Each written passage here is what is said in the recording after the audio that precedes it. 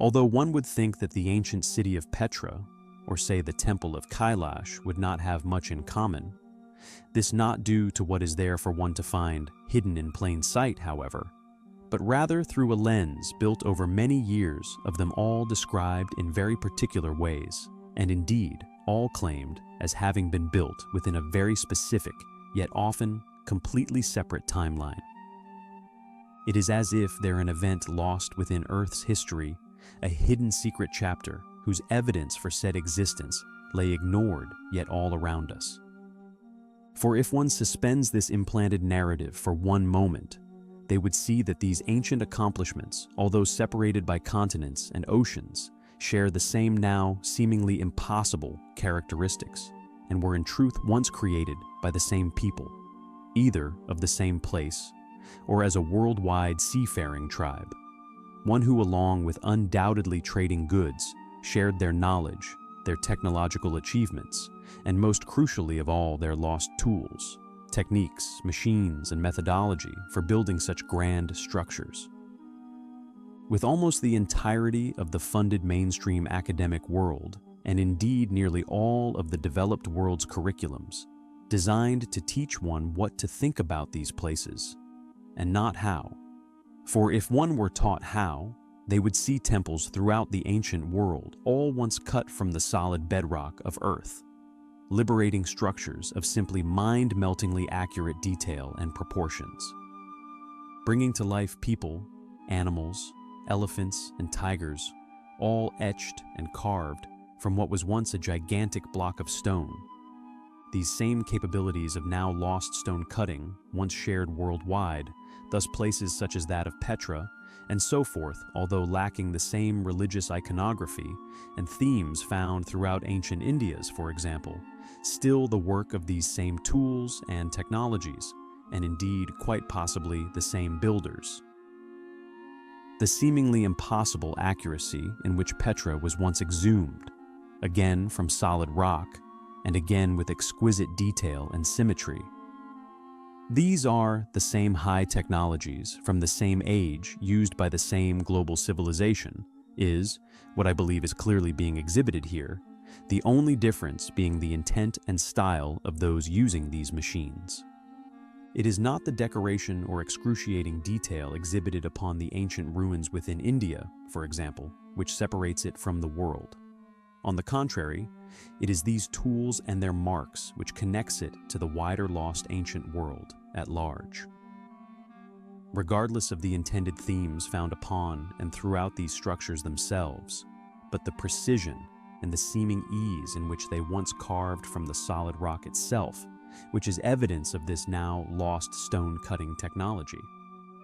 It is as if whoever responsible for all of these ancient wonders were indeed in possession of a wide number of high-precision, highly advanced machines, with some places such as the Barabar Caves, as but one perfectly preserved prehistoric example, exhibit such eye-wateringly accurate finishes as to suggest that their initial construction may have involved laser lining or even laser cutting technology.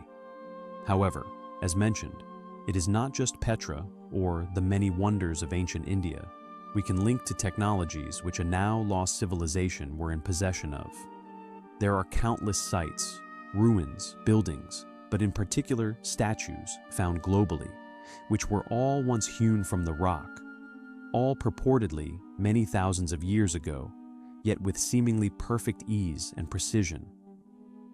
We continue to be told that the countless identifiable and connecting features, tool marks, and apparent impossible capabilities exhibited at these many sites separated by vast oceans and dated to wildly different ages came about on their own, isolated and by chance, arriving at the same solutions to accomplish said feats. We are told this, even though we haven't even been able to figure out how they even did most of the things which are, as mentioned, all claimed as separate achievements.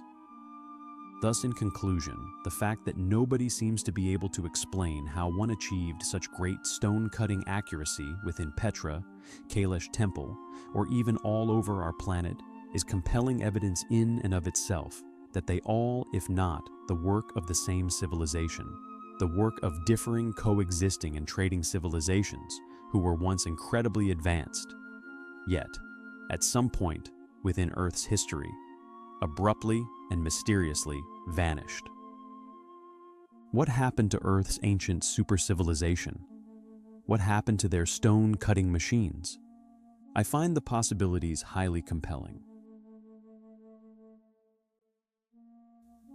Please don't forget to like and subscribe to support my controversial research here upon YouTube. Thank you. It is difficult to grasp the sheer size of this gargantuan ancient masterpiece without one first coming face to face with it. Truly a sight to behold, and although long claimed as Roman architecture, is in reality a seemingly impossible feat of ancient engineering.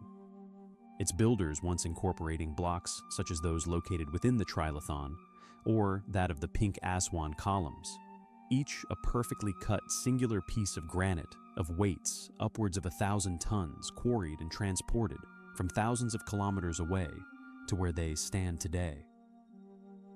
How did they build with such gigantic stones? How did they move them into place? How can academia be trusted to give us an accurate dating of these structures? Indeed, an accurate account of who constructed them, when to this day, we simply have no idea how one would go about setting such ginormous stones aloft one another. There are many clues and identifiable features hidden throughout this ancient plateau of giants, which clearly indicate and will eventually lead you to the same conclusion as I in regards to who and indeed when these structures were really constructed. One of which being what we know today as ashlar stones. These clearly visible, yet often tucked away stones are found in many areas of Baalbek in particular, with them most abundant within the upper levels of the temple ruins, which, although claimed as having been built within recorded history, I will in an upcoming video reveal to you all that these not only an identifiable feature in regards to a lost civilization's work, which, along with the aforementioned impossible megaliths often found nearby, or like that of the metallic clamping technology, not only all now revealed to be features found worldwide, but although currently argued as pure coincidence that these technologies and innovations arose globally without contact, are in fact the very proof needed to link all of these sites together, revealing they in fact once all the work of the same people. With the ashlar stones, as you will see, quite possibly an original trademark of this now lost civilization's work. Yet, for now, I digress. For the feature and indeed question of tonight's video, how did they once produce these mammoth ancient blocks? Are the tool marks which can be found still exhibited upon some of the once hidden megaliths a clue to the type of machines once used to hewn these gigantic stones from the earth?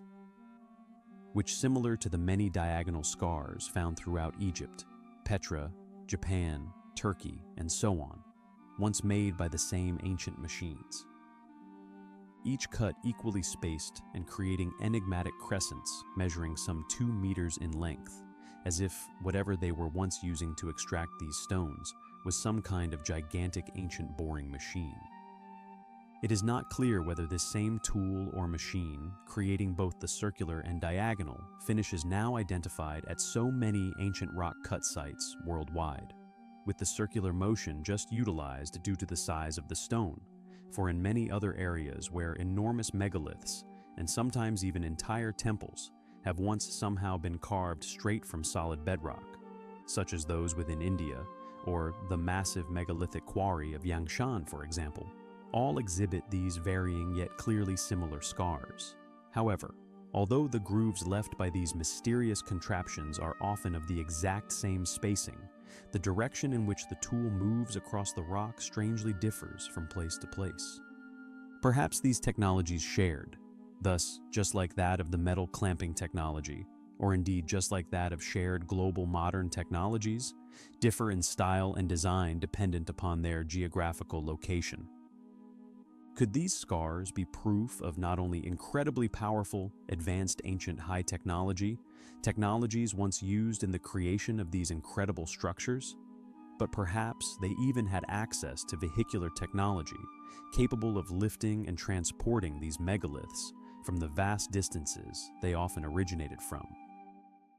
Finally, and I feel one of the most compelling surviving pieces of evidence in support of the existence of these ancient machines, a predictably little known and thus little studied site, which can be found hidden away within Italy, found amongst the many cyclopean and polygonal walls.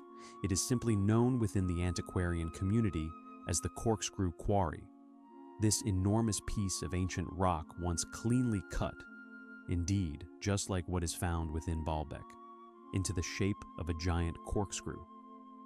Perhaps as a test bed, yet regardless of why it was created, whatever was able to make such a cut to such an enormous scale, clear evidence of how powerful the technologies of lost ancient civilizations once were. Who do you think built Baalbek? Do you believe gigantic machines and now lost high technology existed upon our planet many thousands of years ago? I find the evidence to suggest that this may indeed have been the case, highly compelling.